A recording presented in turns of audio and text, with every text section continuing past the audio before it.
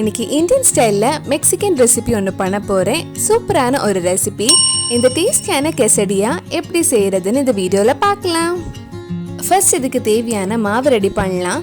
நான் 1 கப் மைதா மாவு எடுத்திருக்கேன். மைதாக்கு பதிலாக நீங்க கோதுமை மாவு கூட யூஸ் பண்ணிக்கலாம். இதுல தேவையான அளவு உப்பு, 1 டீஸ்பூன் நெய் ஊற்றி ஒரு வாட்டி நல்லா மிக்ஸ் பண்ணிக்கோங்க. இதுல கொஞ்சம் கொஞ்சமா தண்ணி ஊற்றி நல்ல சாஃப்டான சப்பாத்தி மாவு மாதிரி நல்ல பிசைய போறேன். 10 நிமிஷம் கிட்ட மாவு நல்லா பிசைச்சுக்கோங்க. அப்பதான் கொஞ்சம் சாஃப்டா இருக்கும். இந்த மாதிரி மாவு நல்லா பிசைச்சதுக்கு அப்புறம் ஒரு அரை மணி நேரம் அப்படியே மூடி வச்சிருங்க. அடுத்தது இதுக்கு தேவையான ஃபில்லிங்ஸ் ரெடி பண்ணலாம். அதுக்கு ஒரு பேன்ல கொஞ்சம் எண்ணெய் ஊத்துறேன். எண்ணெய் சூடானதும் இதுல 1 டீஸ்பூன் சின்னதா கட் பண்ண பூண்டு சேர்த்து ஒரு 2 நிமிஷம் வதக்கிக்கோங்க. இப்ப இதுல சின்னதா கட் பண்ண பாதி வெங்காயம் சேர்த்து வதக்கலாம். வெங்காயம் ரொம்ப நேரம் வதங்கி பொன்னிறம் ஆக வேண்டாம், கொஞ்சம் சாஃப்ட் ஆனாலே போதும். வெங்காயம் சாஃப்ட் ஆனதும் இதுல 1/4 கப் கேப்சிகம், 1/4 கப் தக்காளி, 1/4 கப் ஸ்வீட் கார்ன் ஆட் பண்றேன். கேப்சிகம் தக்காளி சின்னதா கட் பண்ணிக்கோங்க.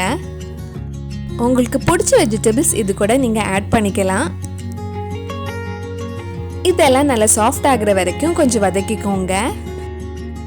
இதுல தேவையான அளவு உப்பு, அரை டீஸ்பூன் நல்ல மிளகு பொடி, 1/4 டீஸ்பூன் oregano சேர்த்து மிக்ஸ் பண்ணலாம். oregano இல்லைனா வேற மிக்ஸ்ட் ஹெர்ப்ஸ் கூட நீங்க யூஸ் பண்ணிக்கோங்க.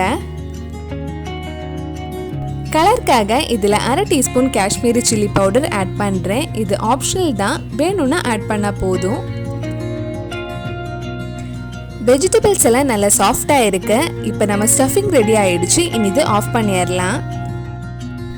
இப்போ நம்ம ரெடி பண்ணி வச்சிருக்கிற மாவுல கொஞ்சம் மாவு எடுத்து ஒரு சப்பாத்தி பரத்தலாம். கொஞ்சம் மெல்லிசா பரத்திக்கோங்க, அப்பதான் நல்லா கிறிஸ்பியா இருக்கும்.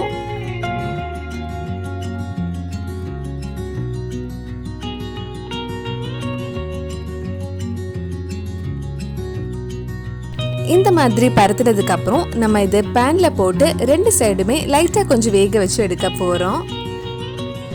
பேன்ல கொஞ்சம் பட்டர் இல்லைன்னா எண்ணெய் தடவிக்கோங்க. இது ஃபுல்லா வேகணும்னு அவசியம் இல்லை, பாதி வந்ததுக்கு அப்புறம் எடுத்துருங்க.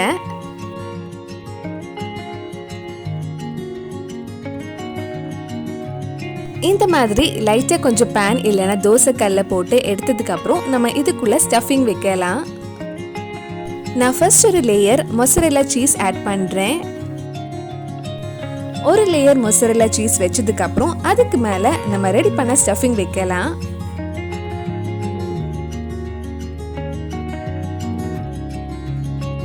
இதுக்கு மேல மறுபடியும் கொஞ்சம் சீஸ் கிரேட் பண்ணி போட போறேன். நான் இதுக்கு சீஸ் கியூப் தான் யூஸ் பண்ணியிருக்கேன். இனி இது மெதுவா ஃபோல்ட் பண்ணி நம்ம பேன்ல டோஸ்ட் பண்ணி எடுக்கலாம். இந்த மாதிரி லைட்டா பிரஸ் பண்ணி விட்டுக்கோங்க. இனி இது ஃப்ரை பண்றதுக்காக ஒரு பேன்ல லைட்டா கொஞ்சம் பட்டர் தடவி இருக்கேன். நல்ல கிறிஸ்பியா வரதுக்காக 2 சைடுமே நல்ல பட்டர் தடவிக்கோங்க. திருப்பி போட்டு 2 சைடுமே பட்டர் தடவலாம். லோ ஃப்ளேம்ல வச்சுக்கோங்க.